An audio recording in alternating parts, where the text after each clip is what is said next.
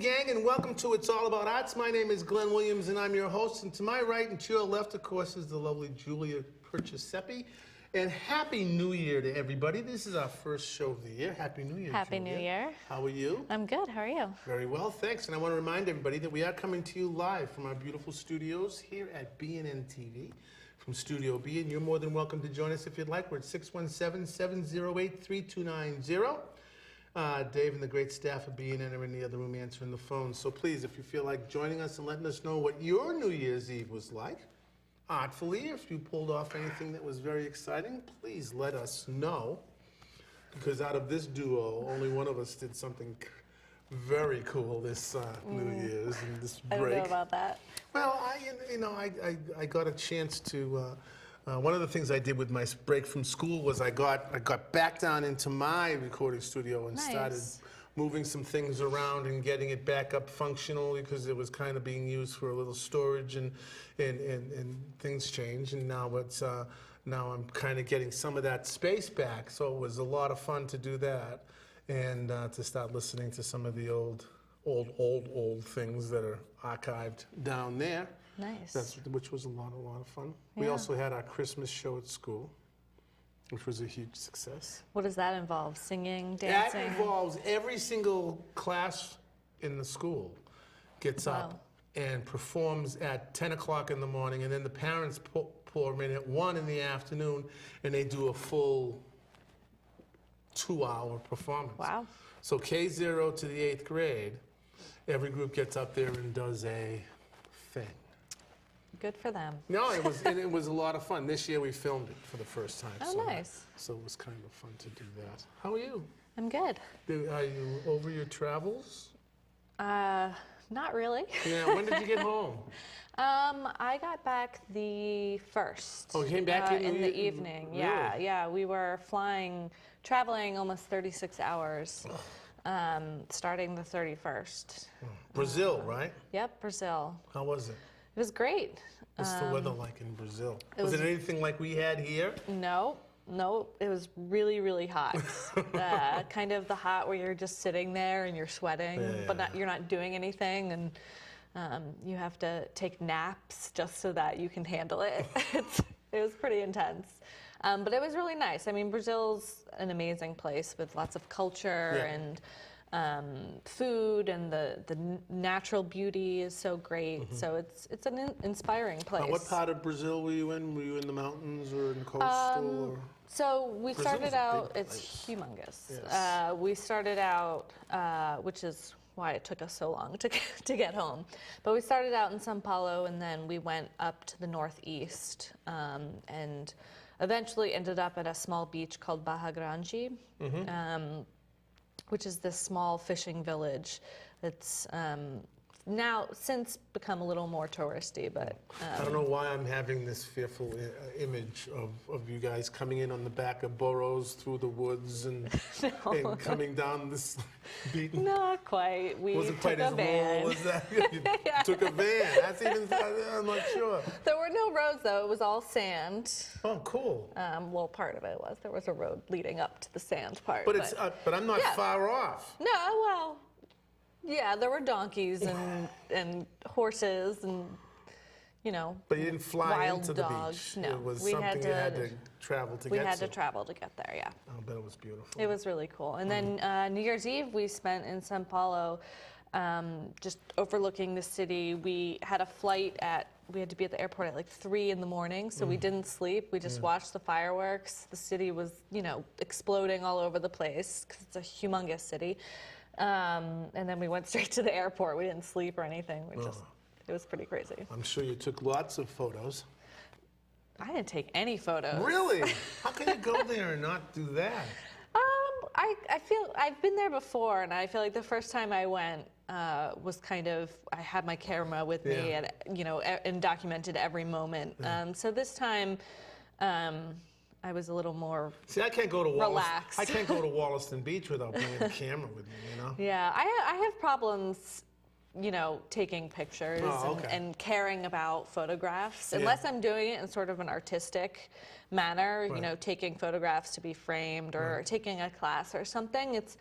I don't know what it is. I just Well, when you're can't collaging, I'm find the motivation. Yeah, that's true. You know, with your collaging and stuff, you always want to have Yeah. something. Well, you want next time, right? Yeah, next time. Something like that. Yeah. Hey, I want to say, shout out, big congratulations to, I'm going to call him Martin Walsh, because he's now the mayor of this great city. But Marty Walsh, congratulations. Great inauguration today. And I have great feelings. I have great anticipation for some of the things that are going to be happening in our city these next 4 years and beyond. I mean,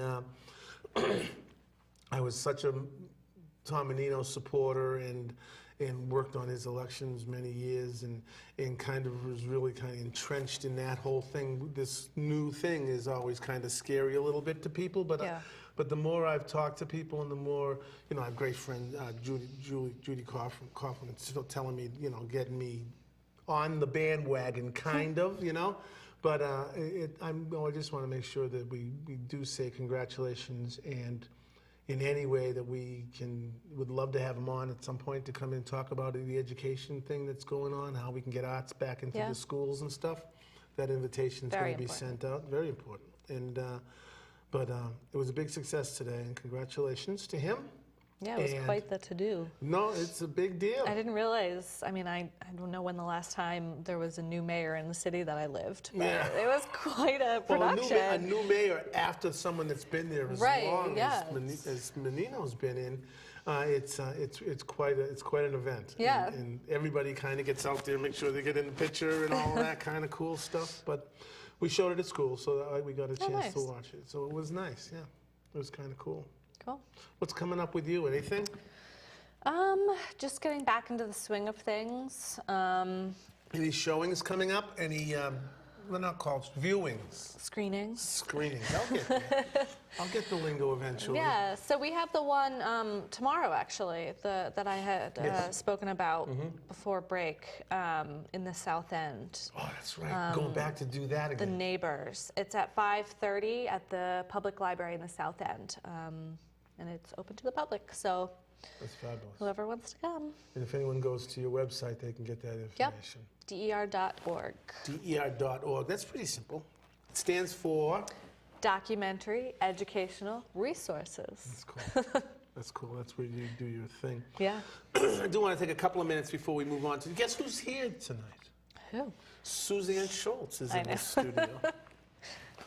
Our old dear friend Suzanne, who was co-host on this show for many years, is in the studio to kind of hang out and talk and visit for the new year, to knock off this new year in the right way. So we're very happy and pleased that she's here. So make sure you stay in tune for that. But one of the things I do like to talk about, and it's very, very appreciative as we start another year, is our affiliation with the Great Boston Main Streets program.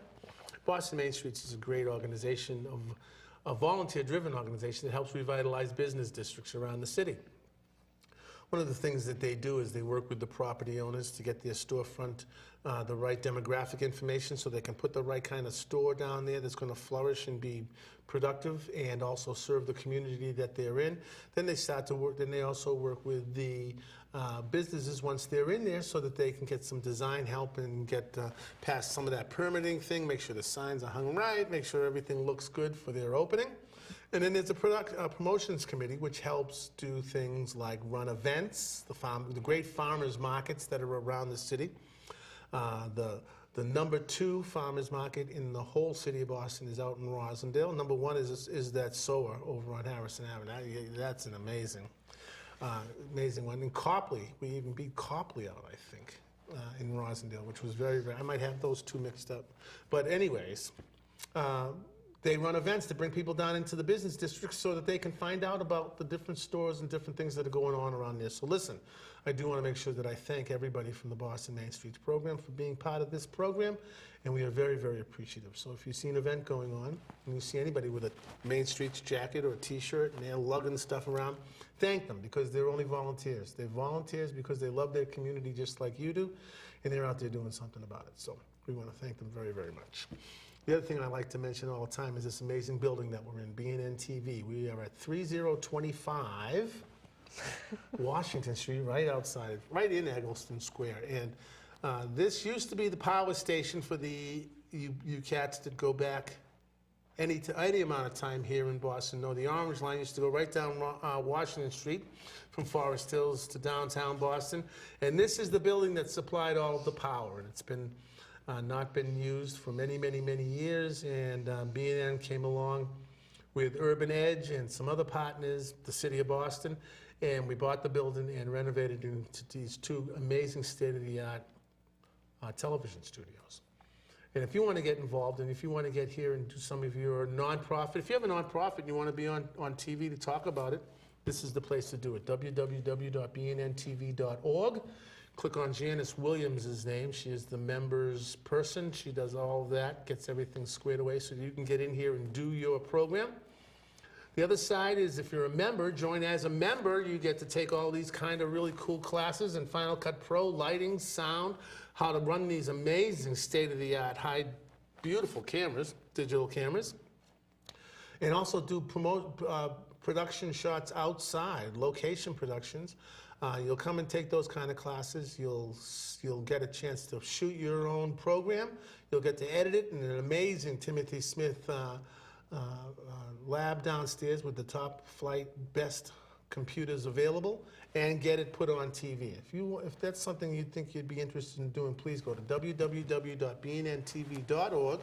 Again, click on Janice Williams, but I'm going to give you another name, Jim Atwood. Jim Atwood is a cat who's been around here since the Flintstones were doing television, and he knows everything, the ins and outs and everything there is to know about cable access. So if you have any of those tough questions, you want to talk to Janice and you want to talk to Jim, those are the cats that'll get you on here. So, with that said, enough of that. That's a mouthful. It is a mouthful, but I'm looking, you know something, I think I'm going to try and make it over to the showing over in the South End. Yeah? Yeah. 5:30. 5:30. I think that I can probably be coming right from the Boys and Girls Club. I'll be going right past you. I think Very I'll just cool. drop right in. That sounds like it'd be a Yeah. good take for me to do. Yeah, You going to be there? I'll be there. Oh, good, good. I'll seek you out then. Cool. Listen, gang, we are going to take a break. We're going to be back with our new segment, Julia's World, in just a couple of minutes. We're very, very excited about it. We had a good one last time. The last one of the year was great. Oh, no. Did you get a chance to watch it? I did, yeah. What did you think? It was okay. It was I all got right. some work to do. No, it's only going to be great. It's Only going to get better from here.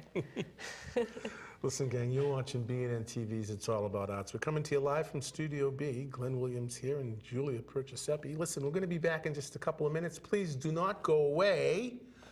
We'll be back in just a couple of minutes. Thanks, gang. We'll be right back.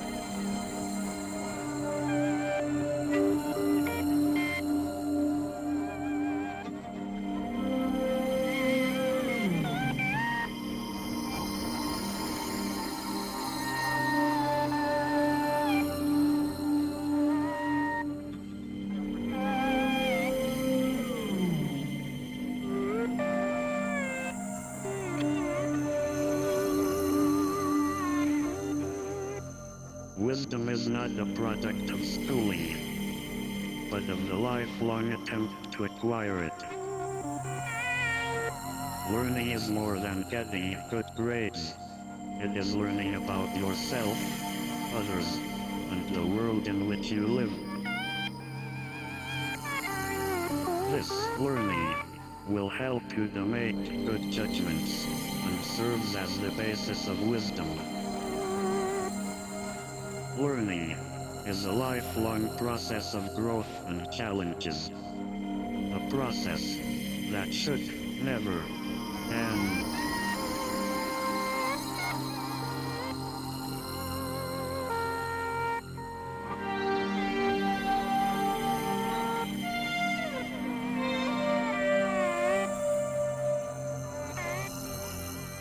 Well, welcome back, gang. Thanks an awful lot for hanging in there with us.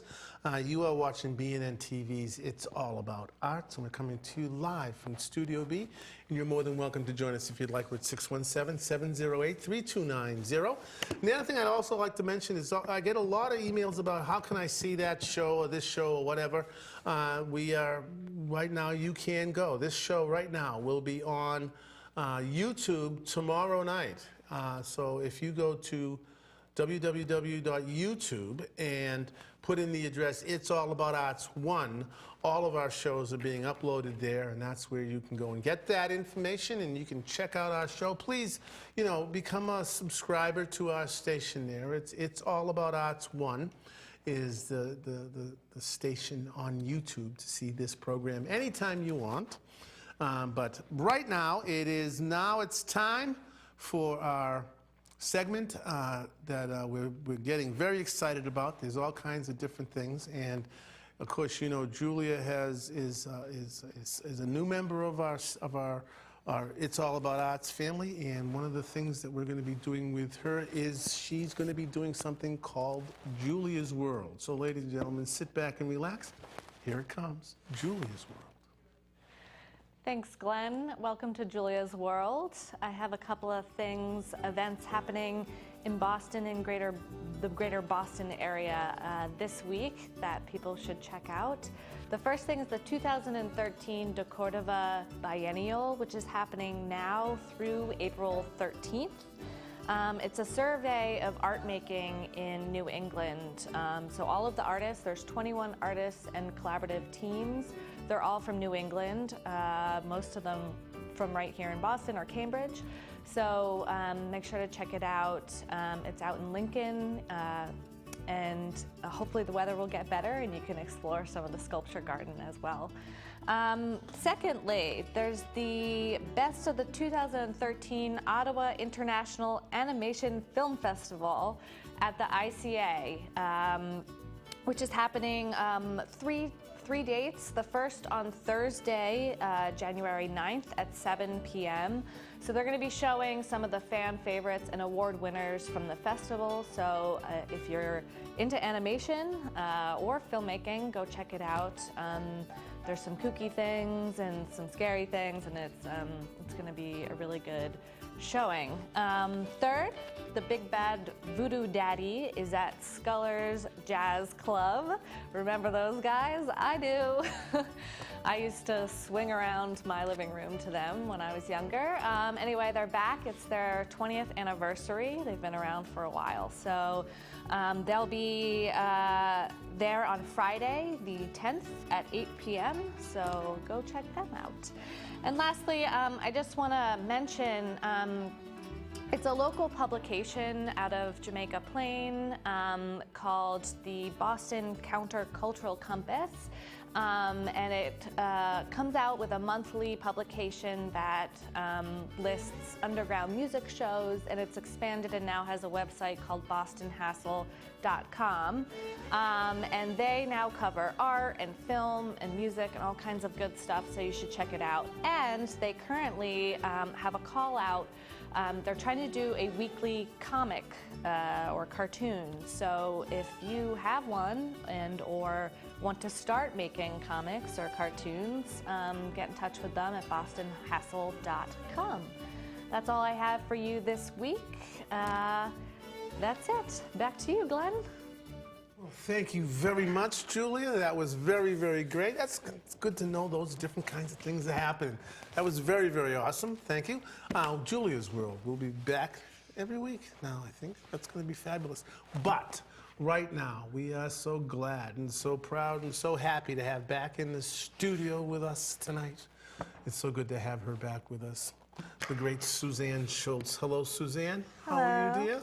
So good how to are see you. Yes. How's everything? Everything's great. Happy New Year. Happy New Year to you, too. I hope everything is going swimmingly fantastic with you. Everything is fabulous. Good. Yes. Good. What? How did you celebrate the New Year? I didn't watch the Three Stooges like you, but it was a low-key night. Yeah, yeah. So. You know, for years and years, you know, we used to play here and there on New Year's Eve and stuff.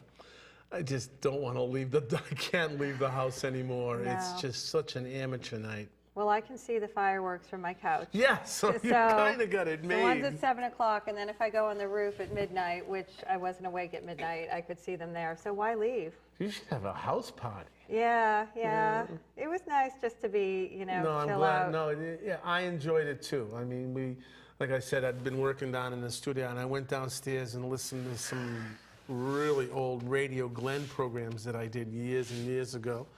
So it was fun to find those and kind of just hang in the house and you know, just be kind of quiet about it. Yeah, it's a nice time to be reflective. And, you know, my job, as you know, is a lot of events and a lot of activities. So staying in my flannels and, you know, just There were a lot catching up of on things this is past nice. year that we went through and we had, and I think it's kind of, Yeah, let's bye-bye. Bye-bye, thank you, Yeah. 13, enough of Yeah. you.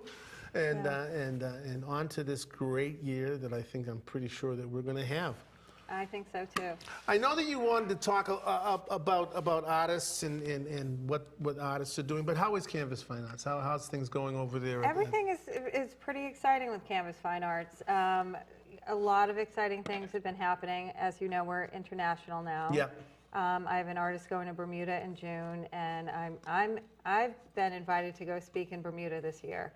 We don't have a set date, but this talk that I do called Exposed, where I've been traveling around speaking to different organizations like the Copley Society, the Cambridge Arts Association, they want me to take it to the island because they have, I mean, imagine how hard it is for artists in a, you know, in this, you know, exciting metropolis. They can't figure out how to do it. Right. Imagine being on a 7-mile island. Are there resources there for I mean, are there museums and there must be museums and Well, galleries. the gallery that I'm affiliated with is called Masterworks, and it's also a museum. And I do a lot with Tom Butterfield, who is the director. And he was just recently honored by Buckingham Palace. He is one heck of a guy. And I guess if the Queen says so. the Queen said so, so it must be true. And he's been very generous to me. And I remember our first meeting, we had dinner on Charles Street, and after dinner he said, "You're nothing like I thought you would be." And I didn't even want to ask him what he thought I would be, or what he thought When of someone me. says that, you never want to say, well, what did you expect? 'Cause But we're very like-minded. You know, he doesn't come from an art background like I come from a different sort of background. So he has very contemporary ideas, as I do. So, you know, we've been talking about doing a lot of collaborating, and he's just been wonderful. So I think that Masterworks is a good resource for the artists, and they have an art association in Bermuda as well. But again, most of the galleries really are set up to offer tourist artwork. Masterworks is different, and one of the things Tom is doing, which is pretty amazing, is he is scouring the world to bring back works that were created by great artists in Bermuda back to Bermuda. Oh, bring some work home. Yeah, so I hooked him up with the Joseph Karsh estate when he was here, because Joseph Karsh was rumored to be in Bermuda doing a lot of photography in the 40s. So I hooked him up with the estate, and they're looking through the archives to see if they can find anything. How exciting is that? Isn't it exciting? That's really great. Yeah. Discovering yeah, he's doing some really good art work. and getting some work around. Yeah, that's very, very exciting. Yeah. One of the things that you've been called to do and you've been very, very successful with is the whole concept of putting a bunch of artists in a room, you sit with them and kind of not only field questions, but kind of handhold. I guess, is it hand-holding a little bit? Where you help them kind of get over that initial hump? Or what is it? Why don't you tell me what it is? I think there's a little bit of psychology involved. And I Yeah. don't have that background, but I'm picking it up little by little. I think that when you are a creative person and you do all this work, I think there's a fear in putting it out there. It's like walking into a room without any clothes on, you know. You're really putting yourself out there. So I think that's one of the hurdles that artists face in regard to getting the work out of the studio. You know, and I can be a little tough love too. You know, I think it's a little irresponsible to constantly create work that you're not trying to get out of the studio. So I like to really sit down with an artist and find out what their goals are. I mean, do you want to be in a museum someday? Do you just want to sell it? I mean, what do you actually want? Because a lot of artists don't really think of themselves as a business. And the first step is, in terms of being able to empower yourself and to think about having any sort of success, is to write a business plan.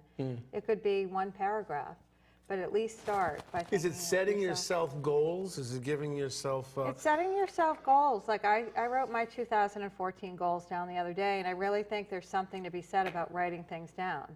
And, you know, my business plan is not cast in cement. You know, it goes this way and that way.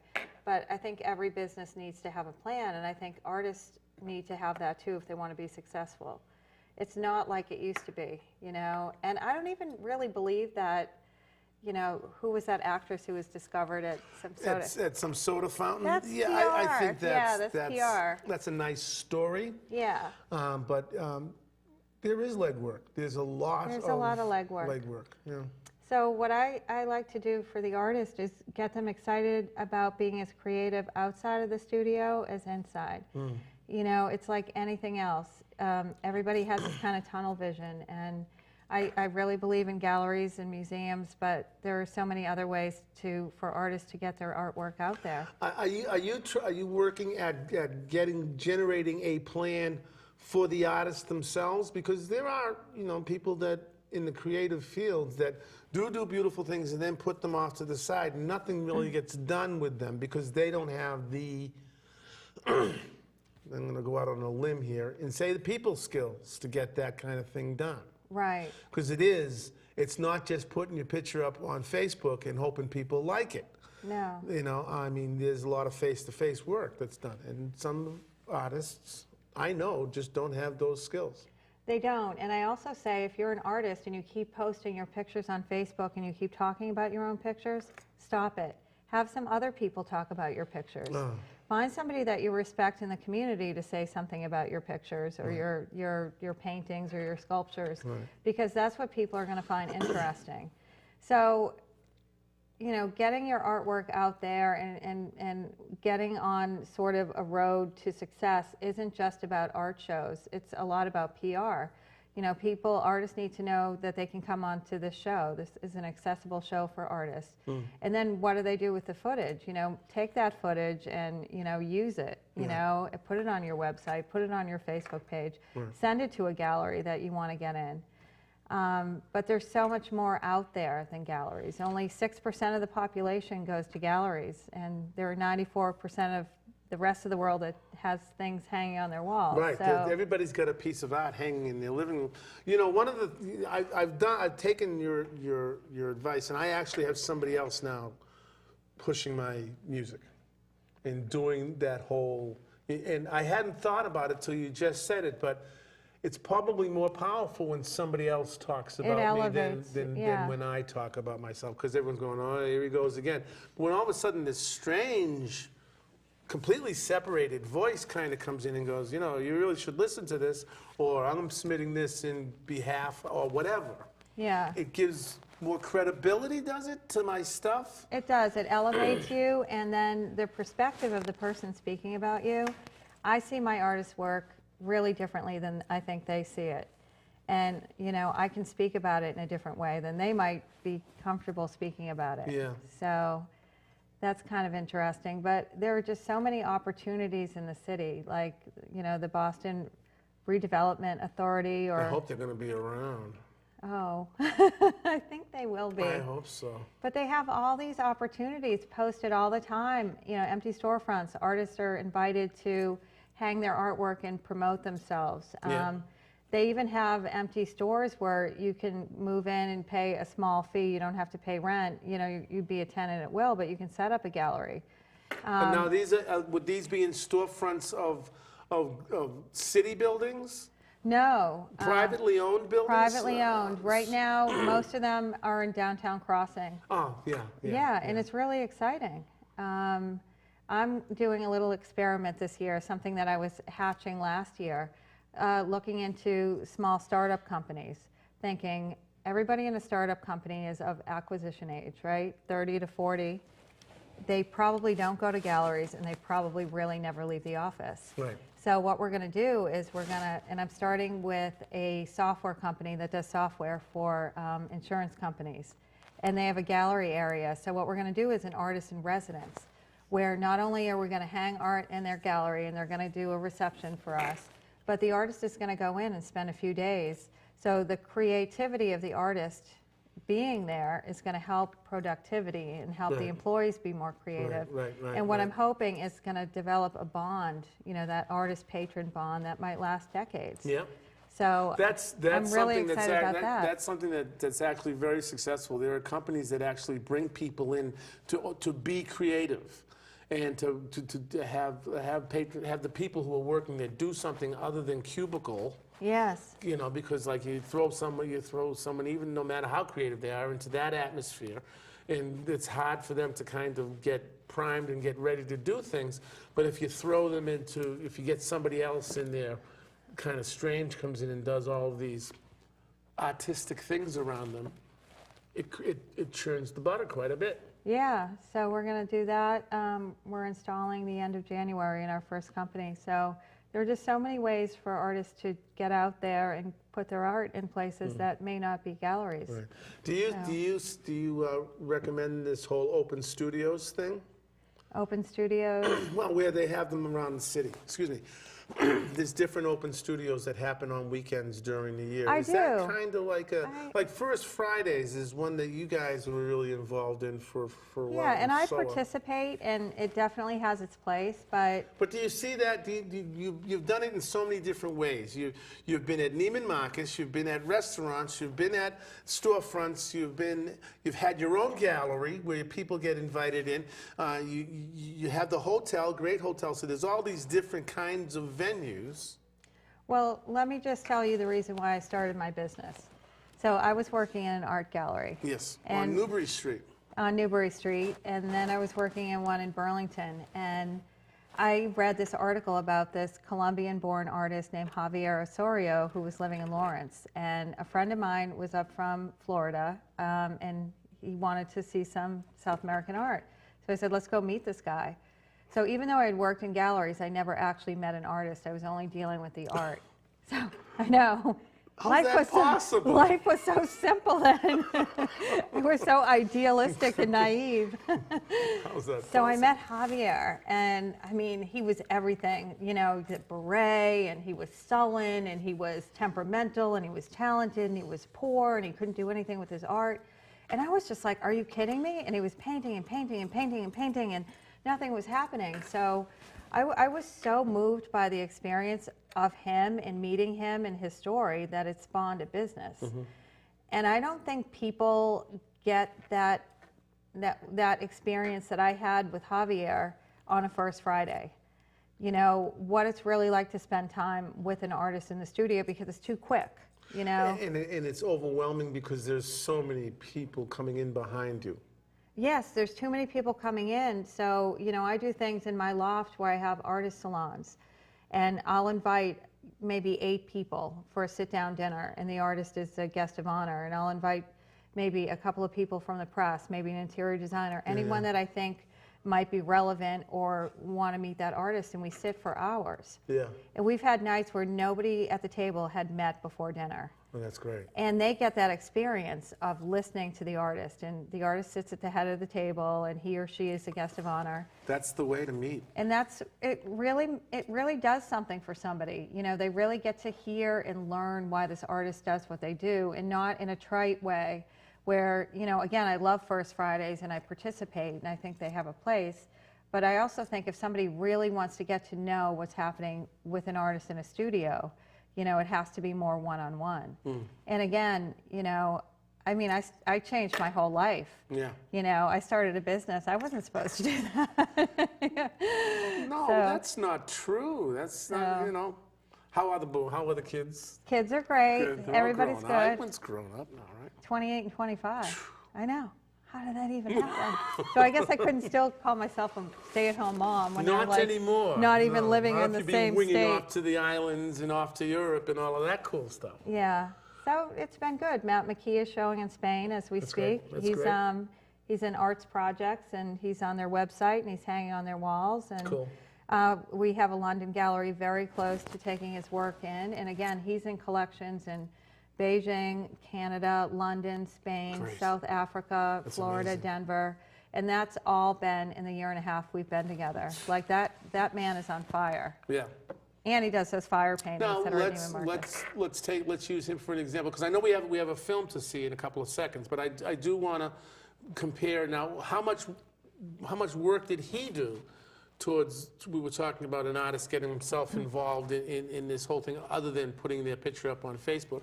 How much work did he have to do to get kind of a lot of this Matt done? is, you know, he's a commercial photographer, so, you know, he already sort of got it. So Matt is a really easy client to work with because he's really professional, and whatever I need, he gets to me right away. And, you know, he's very organized, and, you know, a lot of the press that he's received was because of him. Yeah. And a lot of the things that happened was because of me, but Canvas it's really Fine Arts, collaboration, and none of it would have happened. It doesn't matter anything about Canvas Fine Arts. It's really the work. It does you know. boil down to the work. Yeah, it That's does true. boil down to the work, and it doesn't matter, you know, who I am or what I've accomplished. You know, if the artist doesn't have the right work for the right space, Right. it's not going to happen. And that's part of it too. I really want to encourage artists to really look at what they're doing and really look at where they want to put it and see if it's a good fit, because they spin their wheels. And I mean, I've had artists who were showing in a bread shop one week, and the next week they want me to call the ICA. Yeah, right. I'm like, no, they call us. They call us. No, I'm not calling them. But, you know, just always dreaming and having goals and setting goals, but really seeing where you are. You know, if you're 5'2" and you're beautiful, and you come to a modeling agency and say, I want to walk on the, you know, for Chanel, maybe you could be in the Chanel catalog, but you can't You're be a not runway walking the model. catwalk. If you're a 5'2", you can't. It's just not possible. You know, so you have to really see where your skills are and then find the perfect fit. And you can have a thriving career. I'm sure you can. Speaking of which, how's Andrew? Andrew's great. Andrew is great. Yeah. Do we have something that you're going to show us? Yeah, Andrew, and I wasn't able to be there because we had Natalina's opening that Andrew evening. Swain, by the way. Is who we're Andrew talking- Swain, our trusty Andrew Swain, Yes. who's been doing all our video for years. Yes. Went to Axel Gallery in Newbury Street and did an interview with the gallery and the artist showing that evening. Excellent. So why don't we listen? We're going to take, it's not a break. We're going to continue with this show. Now we're going to take a look at an on-location, and it's all about arts, on-location shoot with, what's the artist's name, or is it a group of artists? I know it's Axel Gallery, and Axel I can't Gallery, remember okay. the name of the artist. That's okay. Sit back and relax, and we'll check this out right now. Thank you.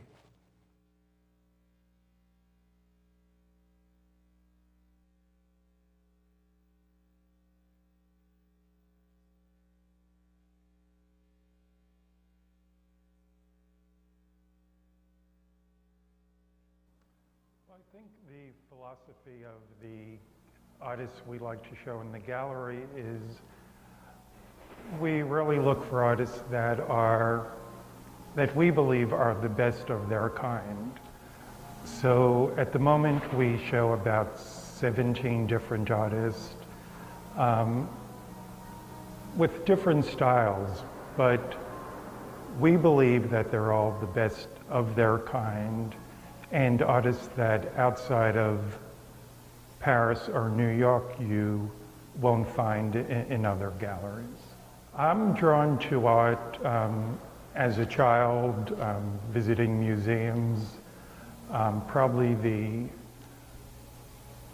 first museum that I went to was the Brooklyn Museum, and the art of the Americas and Africa as a child interested me, and just continued from there.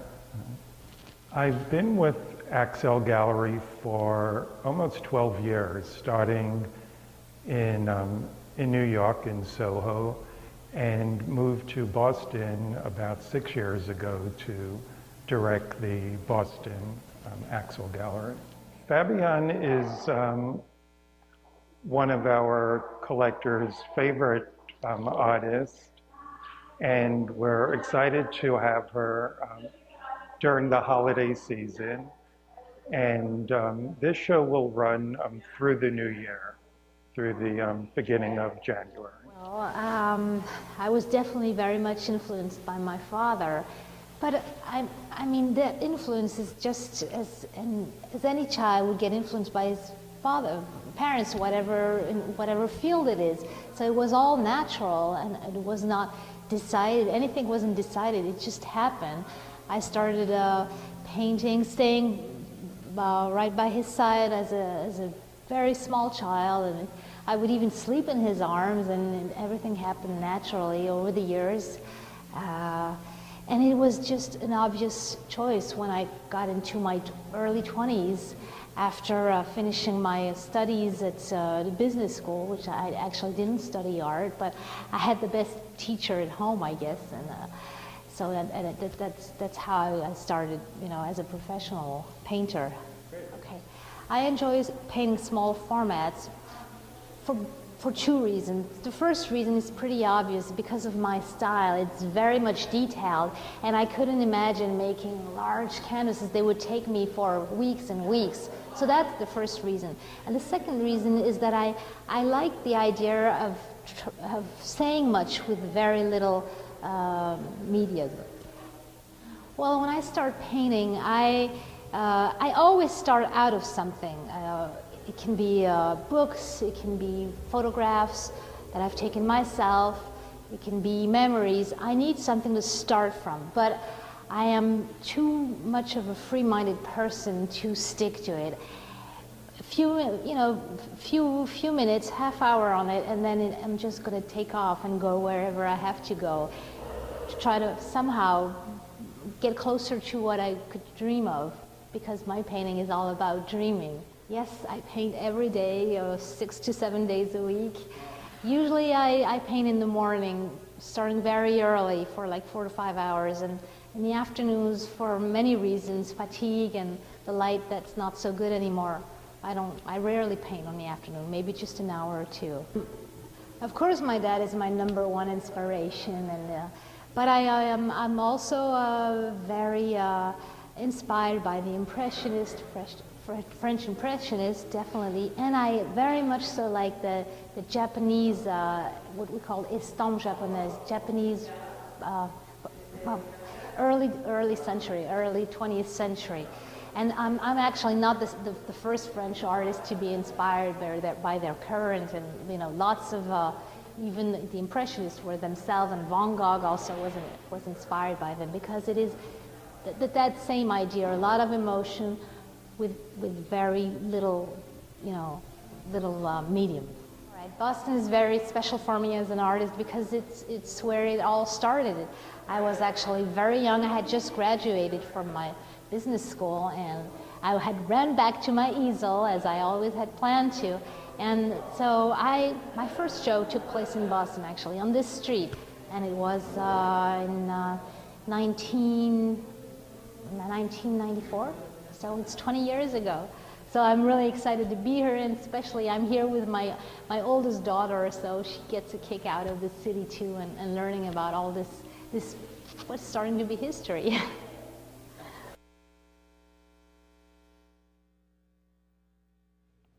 That's a real insight. I mean, that's great to be able to meet the people, the artist, and also the cat that's in charge.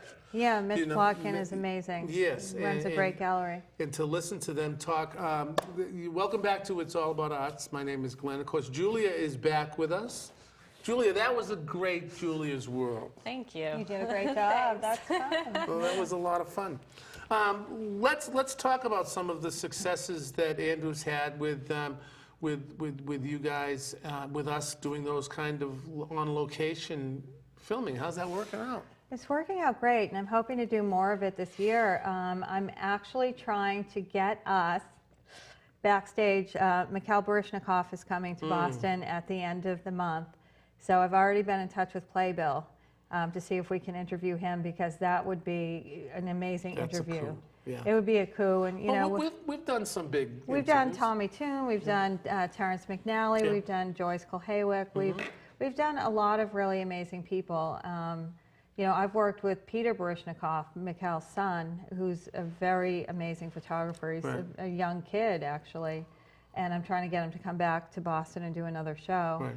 But I would love to We interview. met a lot of people when we did, was it Fashion Week that we did where Andrew and I was jumping from Oh yeah, location when we to did the, location? we had the pop-up gallery at the Taj, and Yeah. we had art at Moser, and we were at Medallion, and we were at Neiman Marcus. We were like all over the place. It was a happening We were time. It happening. was really, really Sounds kind of. fun. And it then I was a got lot of fun. invited to the Vogue fashion show on the roof. So I've never been to a fashion show before.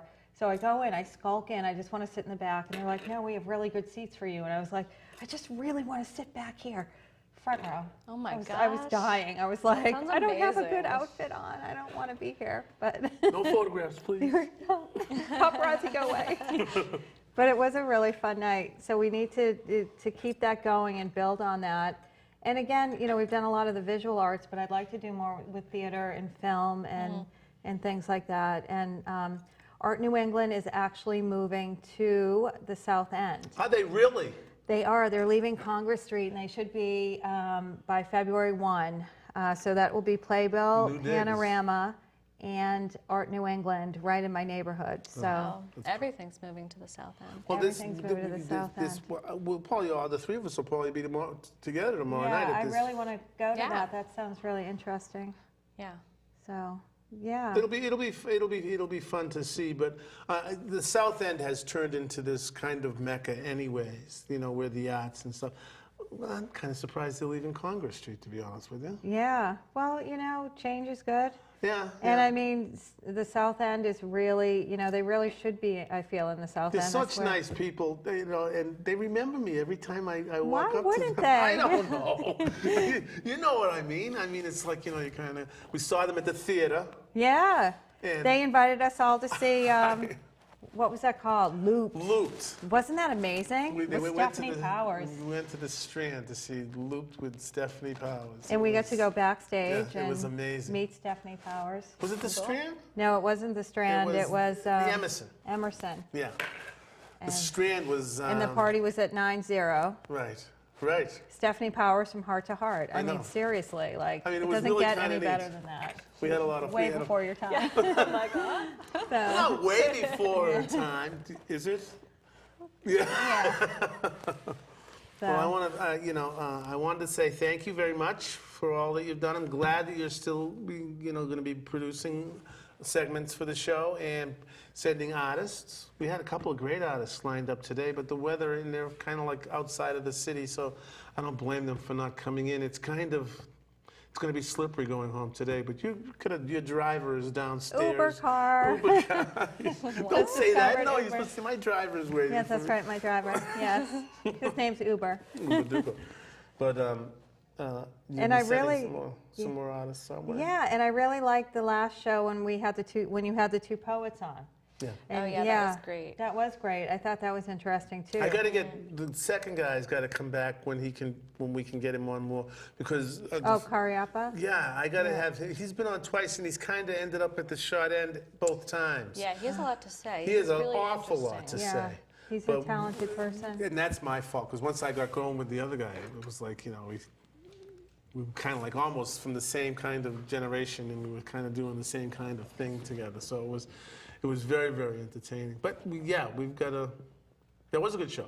Yeah, I'm going to start representing authors as well. What happened to the music? The music didn't really work. The music was She was completely representing different. these bands and stuff. Oh, You cool. weren't representing the right bands.